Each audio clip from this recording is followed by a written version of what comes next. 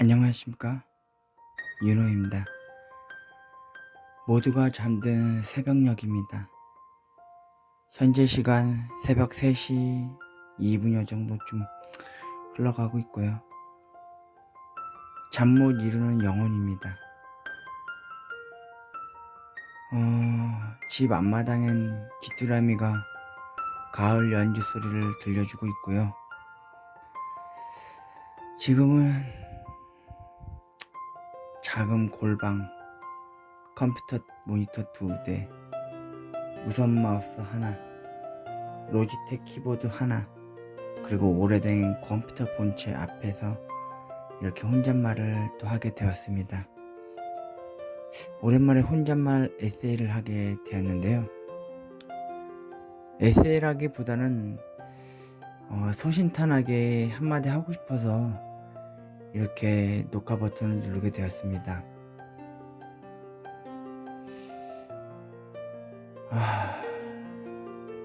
좀 걱정, 고민이 너무 많습니다. 그 중에 제일 1순위로는 당연히 돈 걱정이고요. 두 번째는 불확실한 미래, 앞으로 어떻게 살아가야 될지 모를 그 두려움, 암담함, 그리고 걱정, 고민. 하루하루 가면 갈수록 더 좋아지면 좋아졌지 더 나아지진 않더라고요. 그게 아마 아버지가 돌아가시면서 그렇게 시작된 것 같았어요.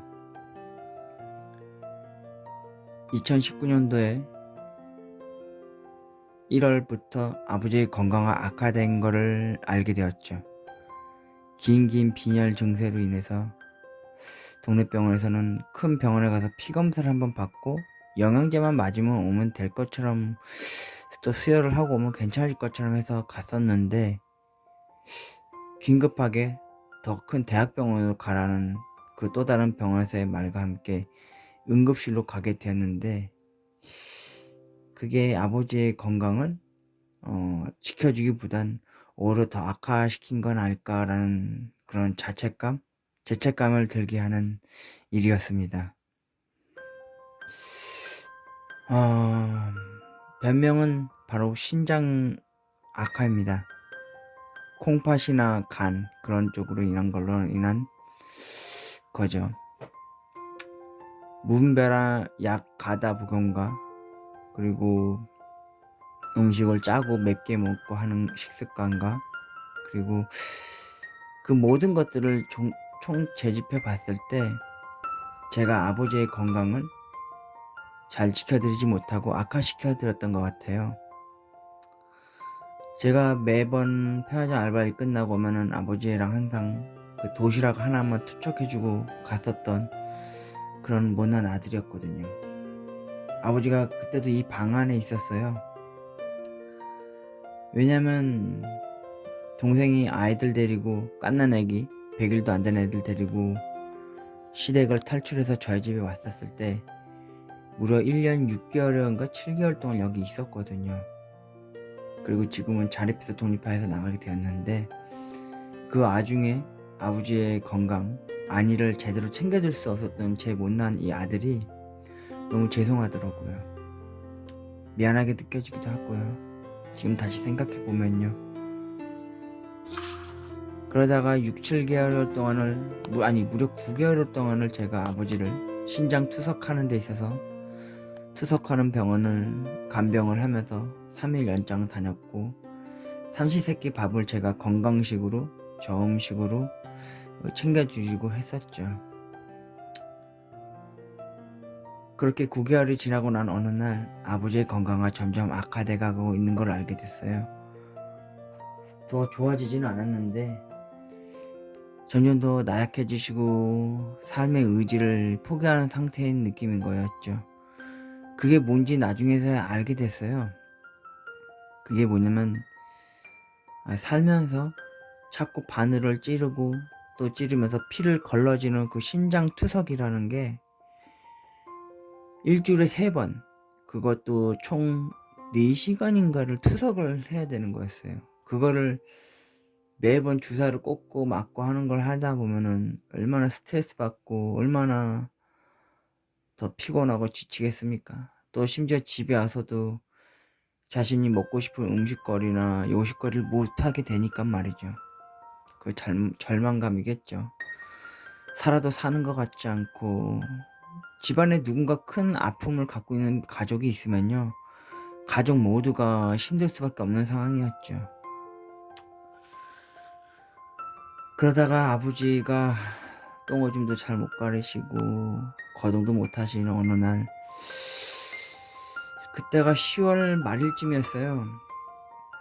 근데 오랜만에 어머니께서 산악을 가겠다고 하시는 게 나오더라고요.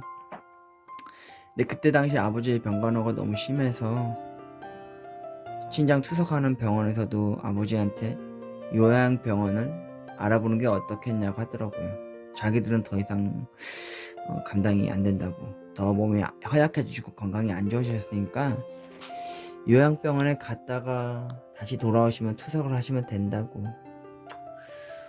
거기 주로 신장 투석하시는 분들이 저희 아버지처럼 신장이 안 좋으셨던 분도 있었지만 거의 대다수가 당뇨로 투석을 하신 분들이 많았습니다.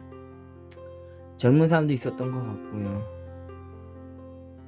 그와 더불어 저는 편의점에서 편의점 점주한테 편의점이 더 이상 폐점을 하게 되겠다고, 이번 말까지만 하고 이제 편의점이 넘어가니까 다음 점주한테 저를 잘 얘기를 해서 더 일을 할 수 있게 해주시겠다고 하더라고요.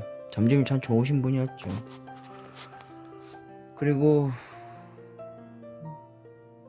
어머니가 제가 독려하고 만류함에도 불구하고 제가 어머니를 등 떠밀듯이 오랜만에 산악회 산을 갔다 오라고 보내드렸습니다.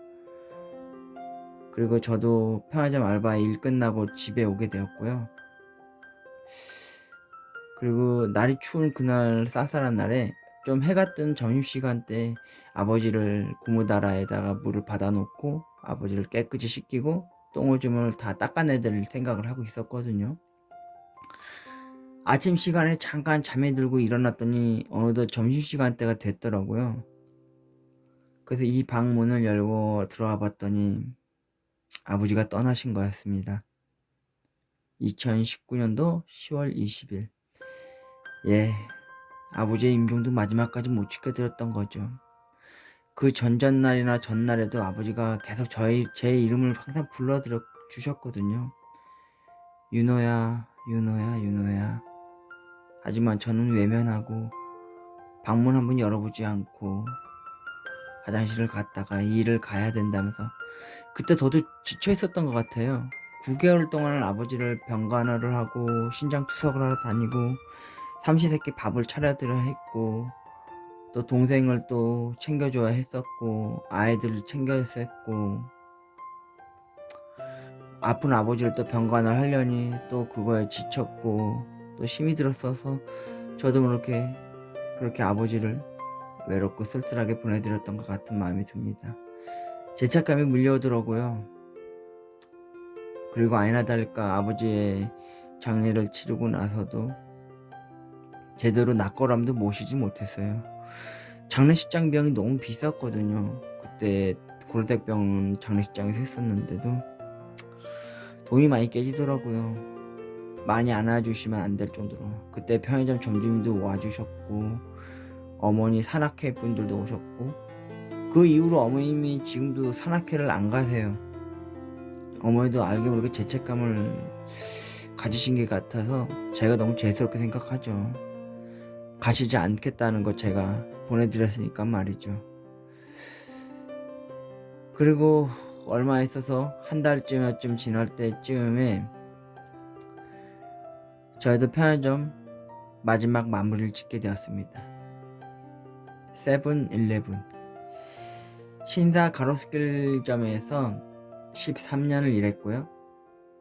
그리고 마지막까지 일했던 곳이 신사 본점이었습니다.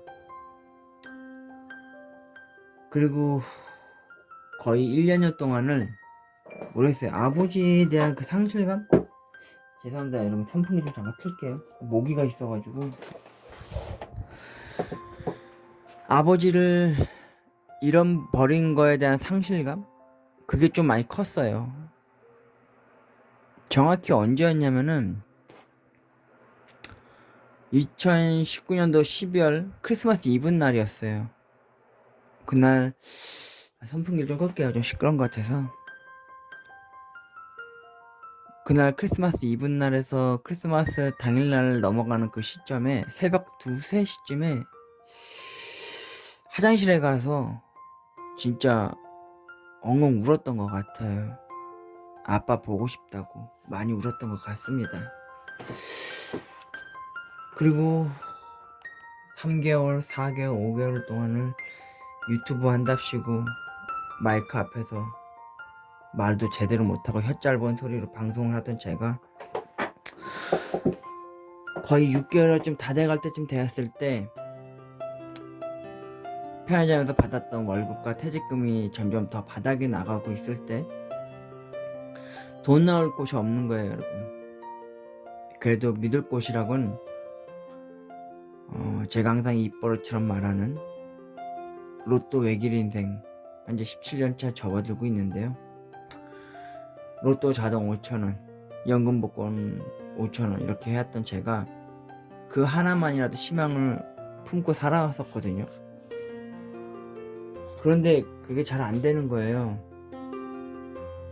그러다가 돈이 더 없어지기 시작하니까 연금 복권은 더 이상 못하고 로또를 하기 시작했죠.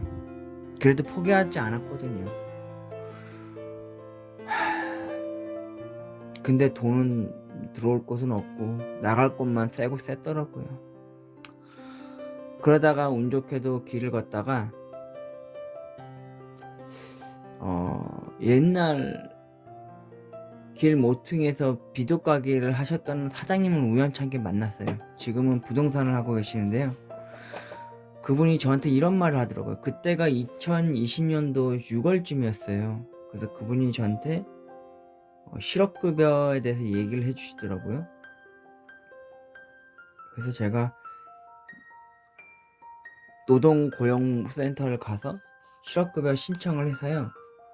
6개월 동안을 진짜 부지런히 진짜 한 번 하면 될 거, 2번 하면 될 취업 활동을 일주일에 6번, 7번 막 그렇게 했어요.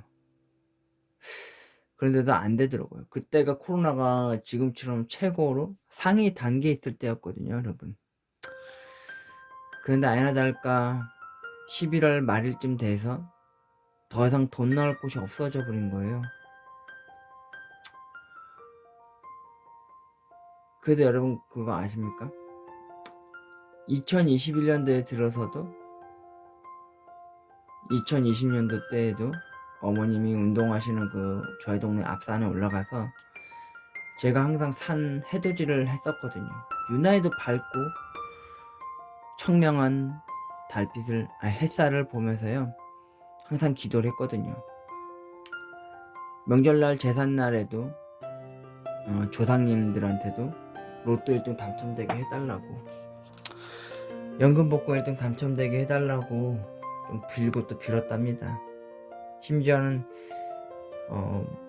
이웃의 창가에 비추는 붉은 네온사인의 그 십자가를 보면서 올려다보면서도 제가 기도를 하곤 했거든요.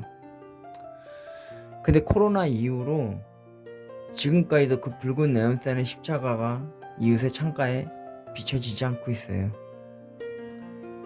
그리고 누군가 말했던 것처럼 명상도 많이 하기 시작했어요. 이른 아침이면 늘상 하는 것처럼 기지개를 폈고요. 일주일에 한두 번씩은 꼭 산에 올라가곤 했었죠. 맑은 정신, 그리고 부지런히 노력하면서 이렇게 영상도 찍어가면서 브이로그 한답시고 영상도 올리고 또 로또 방송도 하고 또 가끔 연금 방송도 하면서 버티고 있었죠. 근데 문제는요, 여러분, 진짜 문제는 뭐냐면요, 지금의 이 가난, 이 고난이 나 혼자만 알고 있으면 되는 것들이 이 고통이 이게 전염병인 것 같아요, 여러분. 코로나19보다도 더 무서운 전염병이에요. 어머님한테도 가고 따로 나가서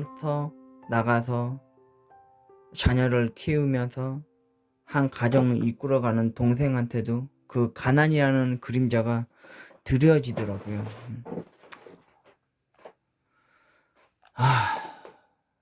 근데 제가 가장 힘든 날이 언제인지 아십니까, 여러분? 바로 한 달 중에 10일, 그리고 마지막 달쯤입니다. 10일쯤 되면요, 우체부 아저씨가, 옛날엔 그러지 않았는데 요새는 우체부 아저씨가 왜 그렇게 미운지 모르겠어요. 매월 10일만 되면요, 우편함 통에 항상 공과금들이 꽂히기 시작해요. 휴대폰 요금, 통신 요금, CCTV 요금, 케이블 요금, 전기세, 도시가스, 수도세 막 이렇게 나오기 시작해요.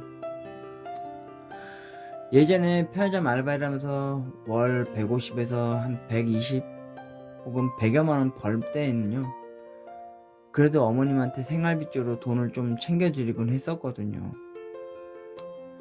근데 제가 백수 생활을 무려 지금 10년이나 1년 반개월을 하면서도요, 어머님한테 돈 한 번 드려보질 못했어요. 심지어 어머님은 노인연금 30만 원 겨우 받아가면서 사시는 분인데, 이제 더 이상 돈 나올 것도 없고 어머니도 이제 연세도 연로하셔서 힘드신데, 그 공과금이라고 하는 그 무게, 그 짐을 혼자 떠안고 계셨던 거죠. 제가 그러다가 동생이 알아봐준 곳 편의점 알바를 딱 하루 일하기 시작했어요. 야간 알바를 말이죠. 한 달에 4번, 한 달에 혹은 5번 정도 일을 할 수 있는 그런 곳을 일하기 시작하는데요. 월급이 들어오니까 하나는 해결됐어요. 그게 뭐냐면은, 먹고 싶은 걸 있어도 이제 마음껏 이제 사 먹을 수 있는 거. 대신 문제가 하나 있어요. 바로 부모님의 그 짐을 덜어드릴 수 없는 못난 아들이 된 거죠.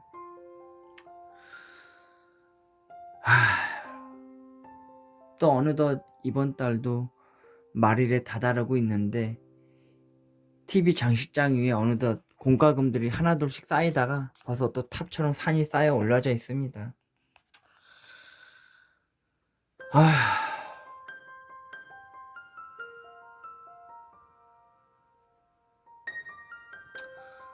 진짜 돈 걱정 없이 살고 싶은데 어떻게 방법이 없는 건지. 여러분도 아시다시피 제가 요즘 술을 너무 작게 많이 먹고 있어요. 저도 술은 안 먹고 싶은데, 그래서 한동안 올해 2021년도 한동안은 이 작은 방 한 귀퉁이에다가 아버지의 영정사진을 올려놓고, 로또 올려놓고, 소주 한 잔 올려놓고, 아버지한테 로또 1등 당첨되게 해달라고 기도하고 염원했던 게, 나중에 가선 그게 또 잘못된 거라 보더라고요. 그래서 아버지 영정사진도 빼놓고, 그리고 주머니에 항상 지갑 안에 넣어두고 다녔던 아버지의 사진도 장롱 안에 깊숙이 넣어두곤 했죠. 최근에도 기가 얇아가지고요, 어떤 유튜브 무당화 하시는 분이 그 재물수, 돈 들어오는 비방책을 알려주시더라고요. 그 중에 몇 가지를 했습니다. 500원짜리 동전 학이 보이게끔 해서 팔자 모양으로 대문 정중앙에다가 붙이질 않았나, 노란 봉투에다 제 생년월일과 이름을 써서 길거리에 돌을 3개 주워와가지고 장롱 안 깊숙이 돌을 얹어놓고 숨겨두질 않았나.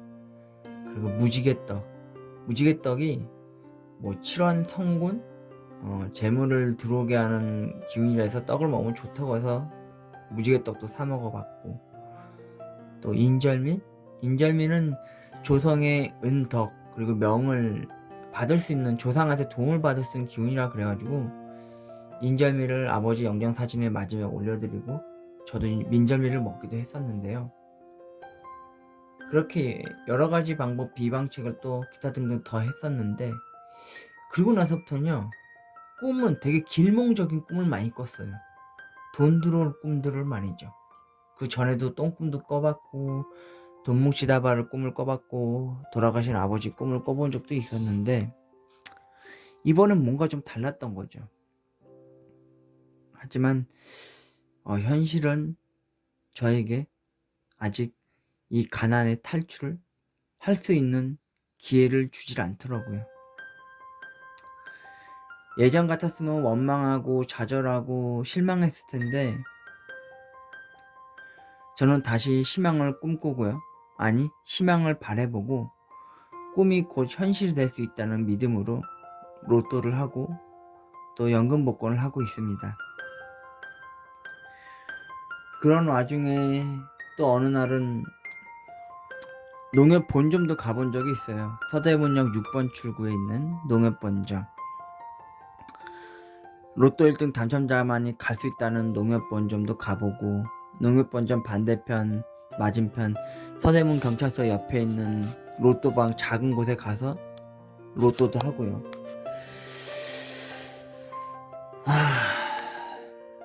연금 복권도 하고, 요즘 저는 연금 복권을 또 다시 시작하기 시작했어요, 여러분. 세트로 사기 시작했어요. 조는 다른데 번호는 다 같은 걸로. 최근에 4주 만에요 연금 복권이 당첨이 됐어요. 1,000원, 총 5장에서 5,000원이 됐죠.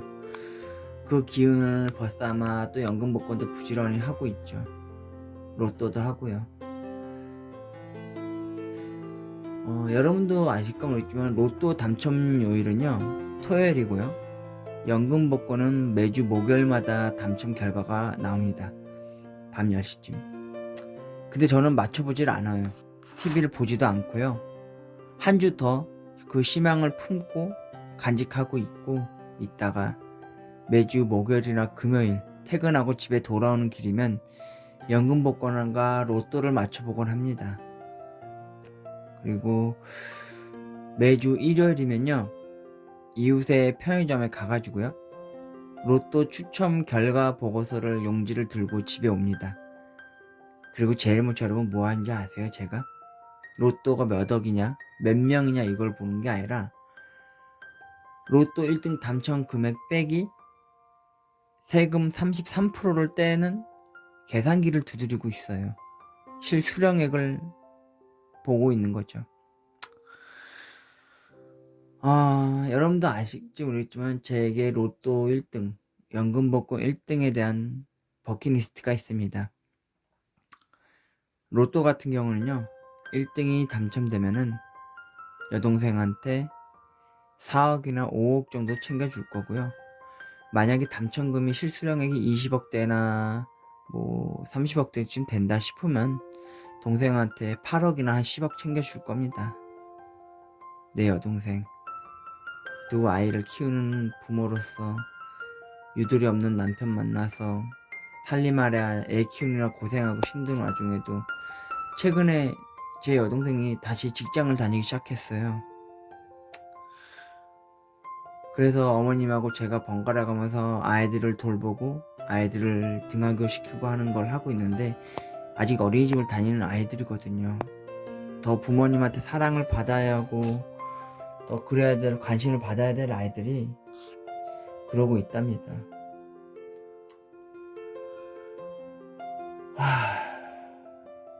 연금 복권은요 1등이 당첨되면은, 참고로 제가 세트를 사고 있기 때문에 연금 복권 1등이 당첨되면은 매월 15일마다 20년 동안 700만원을 받습니다. 제가 알기로는 그게 세금을 떼면 545만원 정도 받는다고 하더라고요. 그리고 2등은 조와는 상관없이 1등에 나왔던 그 번호가 각 조별로 그 번호가 있으면요 2등입니다. 그러니까 세트를 사면 좋은 게 뭐냐면 1등 1장, 2등 4장.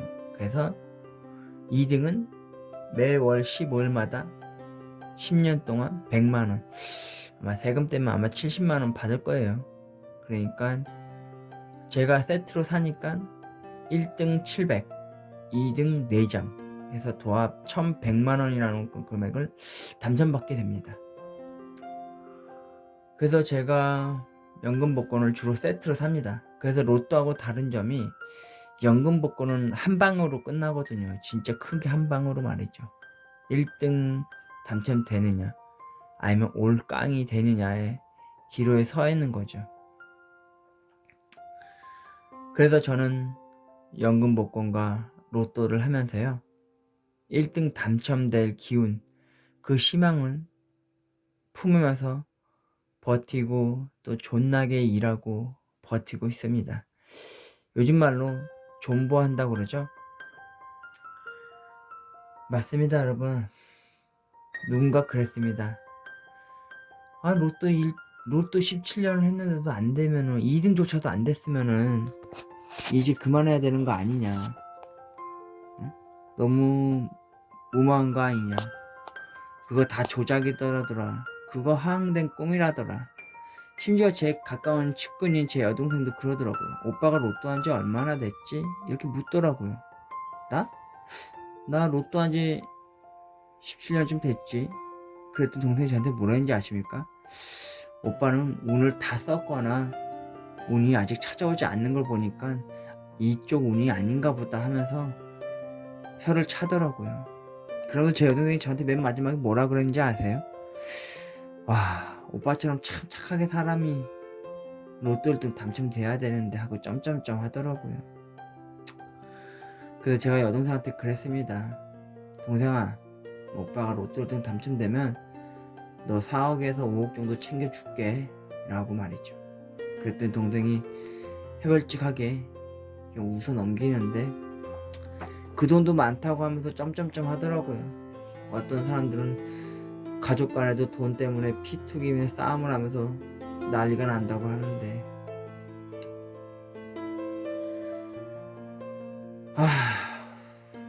또 하나의 걱정은요,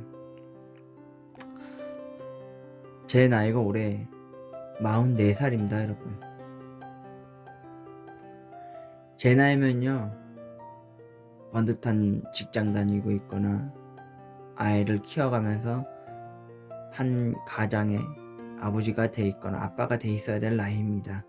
못해도 아이들이 학교를 다니거나 유치원을 다니거나 갓난아이를 태운 유모차를 끌고 다녀야 될 나이인 거죠. 근데 저는 그런 책임감도 없이 무책임하게, 아이고야 모이가 물었네, 어머님을 돌봐도 돌봐드리지 못하는 그런 실정에 있습니다. 요즘 말로 말하면 기생충입니다. 어머님의 피와 모든 것들을 빨아제끼는 그런 철면피 같은 아들이 된 거죠. 요즘 말로 따지면 모기 같은 녀석, 흡혈귀 같은 좀벌레 같은 놈. 나쁘게 말하면 그렇다는 거죠. 예, 맞습니다. 저는 아직까지도 여자랑 연애도 한번 못 해봤고요. 손도 한번 못 잡아봤고 안아보지도 못했고 입 맞춰보지도 못했고, 연애라고 하면 주로 영화나 TV송에서만 이렇게 배우기만 하고 글로만 배웠던 녀석인지라 누굴 좋아하고 누굴 사랑하는 법은 잘 모릅니다. 그렇게 죽어라고 하지 않겠다는 맹세 다짐, 그 짝사랑만 주장창 했던 놈이고요. 아버지 살아계실 때만 해도 마지막으로 좋아했던 건 사랑이라기보단 좋아했던 사람이 있었습니다. 그 사람은 레이싱 모델이었습니다. 아프리카를 해서 알게 되었고요. 한동안 너무 빠져있다 보니까 종이 장미꽃도 접어서 보내주기도 하고 먹을 것도 보내주고 조공을 되게 많이 했거든요. 그렇다고 저는 별풍선을 쏘지 않는 건빵이었습니다. 근데 어느 날부턴가 그녀가 제게 스토커 같은 느낌을 받았는지 저를 멀리하기 시작했고 제 이름 3글자도 불러주지 않더라고요. 닉네임을 말이죠. 그래서 제가 먼저 떠났습니다. 당연히 짝사랑이고 혼자 좋아한 거니까. 그러면서 또다시 이런 다짐을 하곤 했습니다. 짝사랑, 혼자 좋아하고 혼자 이별하는 이 세상에서 가장 하지 말아야 될 가장 가슴 아픈 이야기라는 걸 말이죠. 그래서요, 제가 그녀 사진을 최근에 지웠습니다. 그리고 그녀의 인스타도 더 이상 몰래 찾아가서 훔쳐보지도 않고요. 아프리카 TV도 이제 안 본 지 꽤 됐고, 그녀의 유튜브도 구독 취소를 했고, 다시 혼자가 되었습니다. 제 스마트폰과 현재 녹음을 하고 있는 이 촬영용 스마트폰, 그리고 제 노트북과 컴퓨터 바탕화면의 그녀 사진은 이미 사라진 지 오래입니다.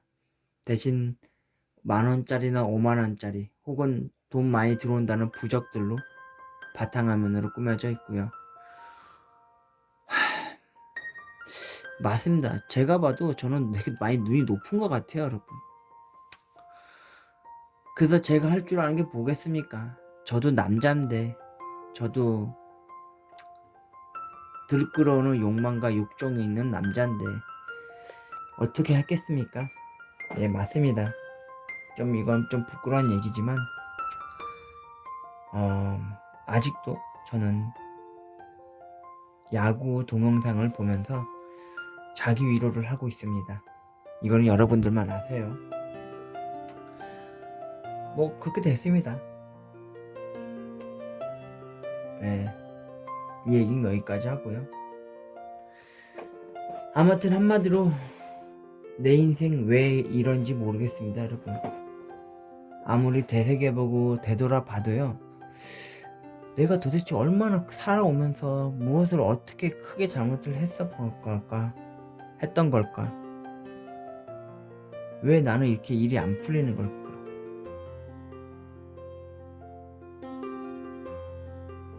이해가 안 됐어요. 아무리 되돌려보고 되새겨보고 내가 잘못했던 거를 다시 곱씹어보고 또 회상을 하다 보면요, 진짜 누굴 죽을 만치 잘못하게 한 게 없거든요.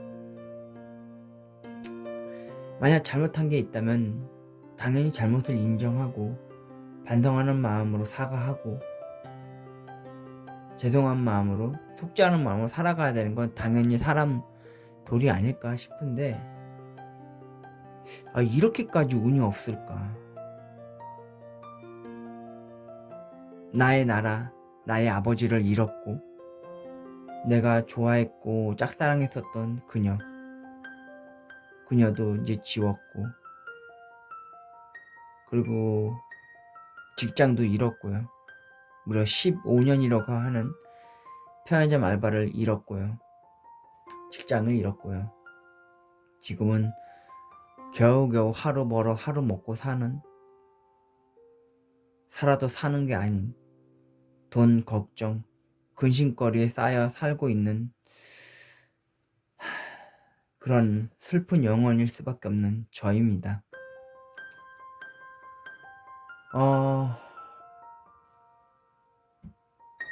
저도요, 여러분, 이루고 싶은 게 있어요. 첫 번째는 여유롭게 살고 싶어요. 여유롭다는 그 말, 여유라고 하는 그 두 단어를 한번 느껴보고 싶습니다. 그리고 두 번째로는 사랑. 항상 제가 혼자 좋아하고 혼자 헤어지고 이별을 했었으니까 저를 좋아해주고 사랑해줄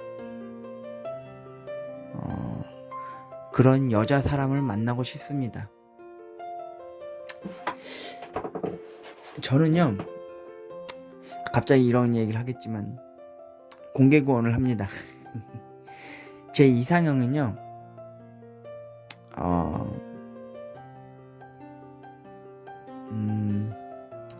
가슴이 좀 컸으면 좋겠어요.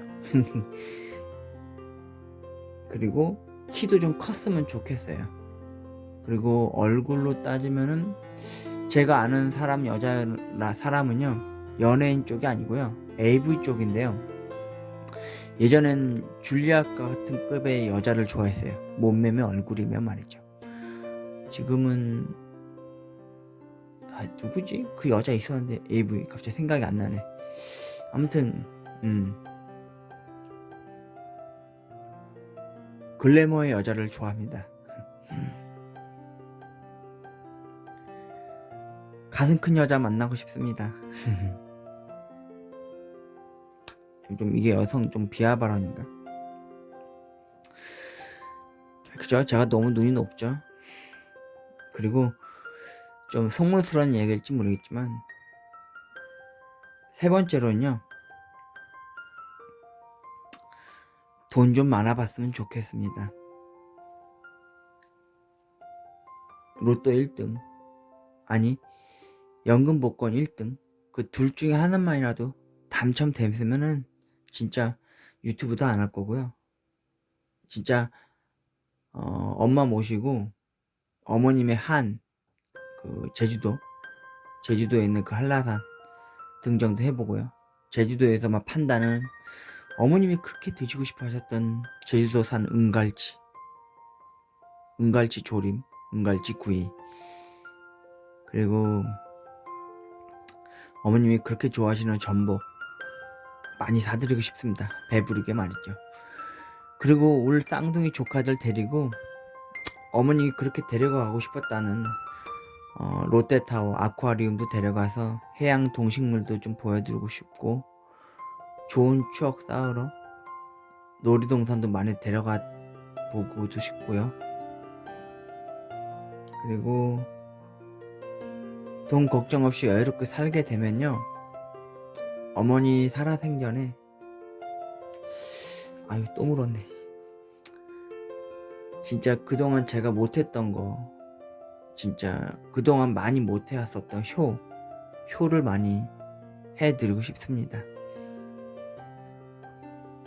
그리고 우리 조상님들한테 상다리 휘어질 정도로 배부르고 또 풍성하게 드시고 가실 수 있도록 제사상 거하게 차려드리고 싶고요. 당연히 아버지 모셔드렸던 바라 벽제 낙골 분묘도 가가지고 아버지한테 최고로 좋은 술 한가, 그리고 아버지가 살아생전에 좋아하셨던 음식들 싸가지고 가서 아버지한테 맛 좋은 술 한잔 따라 올려드리고 싶은 거. 일단 돈이 있어야 돼요, 여러분.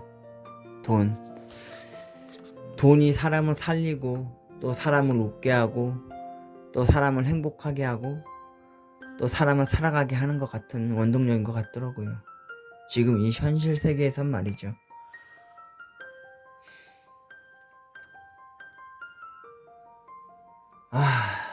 이제는요 희망하고 바라봅니다.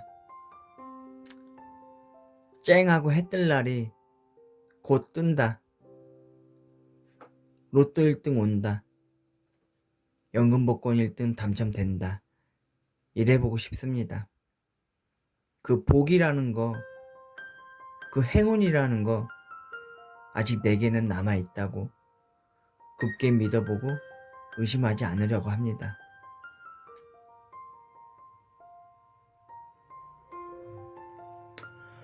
어느 동화 속 이야기 책에는 항상 이런 얘기로 마무리를 짓죠, 여러분. 오래오래 행복하게 잘 살았습니다. 라고 말이죠. 저도 그런 해피엔딩을 꿈꿔봅니다. 아니, 꿈이 아니라 현실로 이루어졌으면 합니다. 로또 1등 당첨 혹은 연금 복권 1등 당첨되어서 가슴 크고 쭉쭉 빵빵해 키가 크고 글래머스럽고 아름다운 여자를 만나서 결혼을 하고 부모님과 동생의 아이들과 행복하게 오래오래 잘 살았습니다 라고 그런 해피엔딩을 바라봅니다.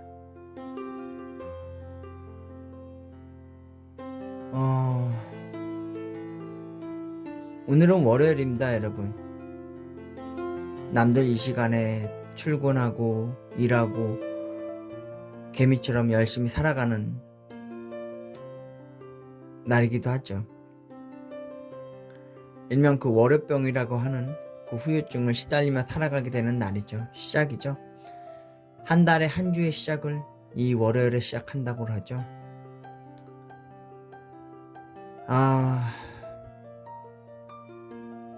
저도 살고 싶습니다, 여러분. 돈 걱정 없이, 또 근심거리 없이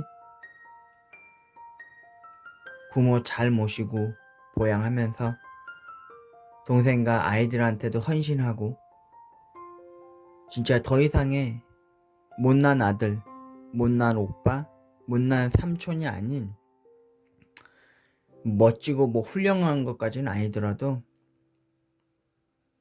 좋은 아들, 좋은 오빠, 좋은 남편, 좋은 삼촌이 되고 싶습니다. 모두가 잠든 새벽녘에 오랜만에 윤호가 혼잣말 에세이를 좀 해봤습니다. 너무 오랜만이죠. 원래는 오늘 귀뚜라미 소리가 참 좋길래 그걸 좀 녹음을 좀 해보려고 그랬는데, 귀뚜라미 약사가 어디 갔는지 이젠 울고 있지 않더라고요. 그래서 이렇게 작은 방에 와서 이 수다를 떨다 보니까 모기가 벌써 2방울 물고 갔네요.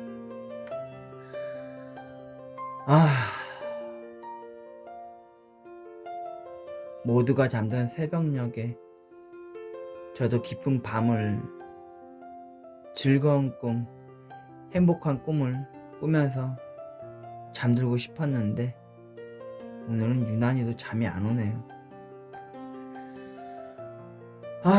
어느덧 여름이 끝났습니다, 여러분. 하늘은 높고 말은 살찌는 그런 가을날이 됐습니다. 낙엽이 어느덧 선뜻선뜻 단풍잎처럼 하염없이 물들어가고 있고요. 바람은 시원하게 불고 있고 산들산들합니다. 가슴은 싱숭생숭하게 또 가을 타게 하고요.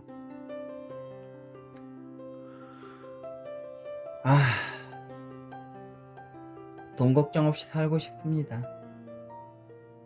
그리고 사랑도 하고 싶습니다. 그리고 행복해지고 싶습니다. 갑자기 이런 노래 문구가 생각이 나요. 행복해져라, 행복해져라, 행복해져라.